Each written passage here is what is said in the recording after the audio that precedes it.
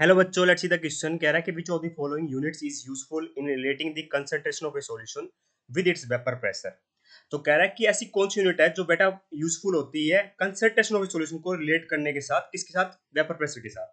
Actually में हमारा यहाँ पे बेटा देखिए, चार हमें डिफरेंट डिफरेंट कंसंट्रेशन टर्म दे रखी है। तो हमारा जो वेपर प्रेशर होता है ना बेटा, सबसे पहले बात करेंगे राउल्ट्स लॉ की। सबसे पहले बात करेंगे राउल्ट्स लॉ की। तो हमारा जो राउल्ट्स लॉ होता है ना बेटा, वो क्या कहता है? वो ये कहता है कि मान लीजिए दो लिक्विड कंपोनेंट ले लिए मैंने, ठीक है, उन दोनों को मिक्स कर दिया। वो ये कहता है कि vapour pressure of any one component, मान लीजिए कंपोनेंट ए और बी है बेटा, दोनों को मैंने मिक्स किया है, ठीक है, तो vapour pressure of any one component is directly proportional to the mole fraction of that particular component. Directly proportional to the mole fraction of that particular component. तो वेपर प्रोपोर्शनलिटी को उठाएंगे तो बेटा क्या आ जाएगा? पी ए नोट एक्स से आ जाएगा। Similar तरीके से बेटा कंपोनेंट बी है मान लीजिए, तो उसके लिए भी डायरेक्टली प्रोपोर्शनल हो जाएगा mole fraction of particular component. तो पी बी आ जाएगा बेटा P B naught X B.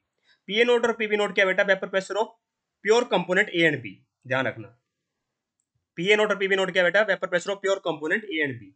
ठीक है, इस प्रकार से बेटा टोटल प्रेशर हो जाता है हमारा P A plus P B, या फिर मैं कहूँ P A naught X A plus P B naught X B. ठीक है, तो हमारा जो, अब आप एक बताइए मेरे को, रोल्स लॉ के अकॉर्डिंग वेपर प्रेशर को हम किस कंसंट्रेशन टर्म से क्या कर पा रहे हैं बेटा रिलेट करने में? कौन सी कंसंट्रेशन टर्म बेटा यूजफुल हो रही है बेटा? यहाँ पे यूज हो रही है मोल फ्रैक्शन।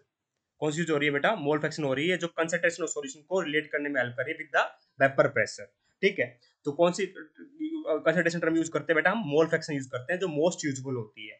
ठीक है, ये तो हो गया बेटा जब मैंने दो लिक्विड सॉल्यूशन को आपस में मिक्स किया। इस प्रकार से अगर आप गैस को आप क्या करते हो? डिजोल्व करते हो, ठीक है, सॉल्वेंट के अंदर, तो वहां पे हेनरी लॉ एप्लीकेबल होता है। वो भी क्या कहता है बेटा कि solubility of a gas is directly proportional to the partial vapour pressure. ठीक है, और सोलिबिलिटी होती है बेटा वहां पे भी मोल फ्रैक्शन की टर्म में। मान लीजिए मैंने गैस डिजोल्व कर रही है बेटा, ठीक है, उसका जो पार्शियल वेपर प्रेशर होगा वो डायरेक्टली प्रोपोर्शनल होता है सोलिबिलिटी के। ठीक है, सोलिबिलिटी क्या किस टर्म में होती है बेटा? सोलिबिलिटी वहां पे भी मोल फ्रैक्शन की टर्म होती है। मोल फ्रैक्शन किसके होते हैं बेटा? उस गैस की होती है जो डिजोल्व करने जा रहे हैं। ठीक है, प्रोपोर्शनलिटी को उठाते हैं तो वहां जाता है बेटा Henry law constant, that is K H. ठीक है, एक्स होता है बेटा vapour mole fraction of that particular gas which is going to be dissolve. इस बात का अपने को ध्यान रखना है। ठीक है, तो इस प्रकार से बेटा हमारे जो वेपर प्रेशर को रिलेट करती है कंसंट्रेशन टर्म, वो मोस्ट यूजफुल या फिर कहूँ यूजफुल कंसंट्रेशन टर्म कौन सी है बेटा? जो रिलेट करती है कंसंट्रेशन ऑफ सॉल्यूशन को वेपर प्रेशर के साथ, ठीक है, वो है हमारी mole fraction. Hence option number 1 perfectly correct हो जाएगा। ठीक है, इस बात का अपने को ध्यान रखना है। इस प्रकार से अगर आप नॉन वोलेटाइल सॉलिड को भी सॉलिड को ऐड करते हो ना, नॉन वोलेटाइल, ठीक है, किसके अंदर? हमारे प्योर सॉल्वेंट के अंदर, लिक्विड सॉल्यूशन के अंदर, तो वहां लिटी lowering in vapour pressure colligative property हमारी वर्क कर रही होती है। लिटी लोअरिंग इन वेपर प्रेशर, इस बात का अपने को ध्यान रखना है। ठीक है, तो वहां भी क्या आता है? मेरा मोल फ्रैक्शन ऑफ सोल्यूट आता है। ठीक है, लिटी लोअरिंग वेपर प्रेशर का मतलब हो गया vapour pressure of pure component minus vapour pressure of solution divide by vapour pressure of pure component is equal to mole fraction of the solute. ठीक है, तो इस प्रकार से बेटा हमारे मोस्ट यूजफुल या फिर कोई यूजफुल कंसंट्रेशन टर्म जो रिलेट करती है कंसंट्रेशन ऑफ सॉल्यूशन को वेपर प्रेशर के साथ, वो कौन सी होती है? मोल फ्रैक्शन होती है। पार्ट्स पर मिलियन का मतलब हो गया बेटा, इसका मैथमेटिक ये यूजफुल नहीं होती इतनी बेटा हमारी। ठीक है, और इसका मैथमेटिकल एक्सप्रेशन होता है मेरा, जैसे मान लीजिए weight of solute divide by weight of solute in gram, weight of solution in gram into में 10 की पावर 6, ये होता है बेटा मेरा पार्ट्स पर मिलियन। ध्यान रखना। ठीक है, ये इतना यूजफुल नहीं होता बेटा जितना मेरा मोल फ्रैक्शन होता है। ठीक है, यूजफुल होता ही नहीं। ठीक है, इस प्रकार से बेटा मास परसेंटेज क्या होता है? सेम बेटा वेट ऑफ सोल्यूट या फिर जो भी कंपोनेंट है, वेट ऑफ कंपोनेंट लिखना चाहिए। मान लीजिए सॉल्वेंट का भी मास परसेंटेज पूछ लेते हैं कई बार, तो आपको लिखना चाहिए वेट ऑफ कंपोनेंट, है ना, divide by weight of solution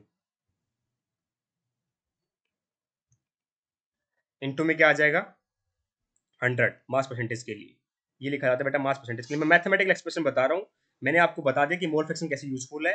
ठीक है, ये और कंसंट्रेशन टर्म बेटा यूजफुल नहीं होती है। ठीक है, वेपर प्रेशर को रिलेट करने के लिए।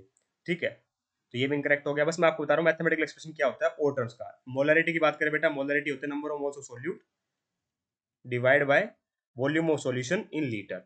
ठीक है, तो ये भी इतनी यूजफुल नहीं है जितनी बेटा हमारी मोल फ्रैक्शन मोस्ट यूजफुल कह सकते हो, या फिर मोल फ्रैक्शन ही यूजफुल है ऐसे भी बोल सकते हो। ठीक है, यही यूजफुल है ऐसा नहीं बोलना चाहिए वैसे।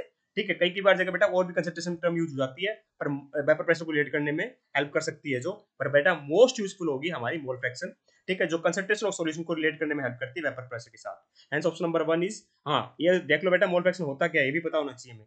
मोल फ्रैक्शन होता है बेटा number of moles of solute, या फिर नंबर ऑफ मोल्स ऑफ, हाँ अगर यहाँ पे सॉल्यूट लिखूंगा या फिर number of moles of that particular component भी कह सकते हो। मान लीजिए कंपोनेंट ए की बात करता हूँ, ठीक है, या सॉल्यूट की बात करते हो, तो मान लीजिए कंपोनेंट ए की बात करता हूँ divide by total number of moles. Total number of moles का मतलब हो गया number of sum of number of moles of both component A and B, जितने कंपोनेंट होंगे ए और बी, मैं दो एग्जांपल लेके चल रहा हूँ बस। Hence option number 1 is perfectly correct here. I hope you understand the answer. Thank you so much.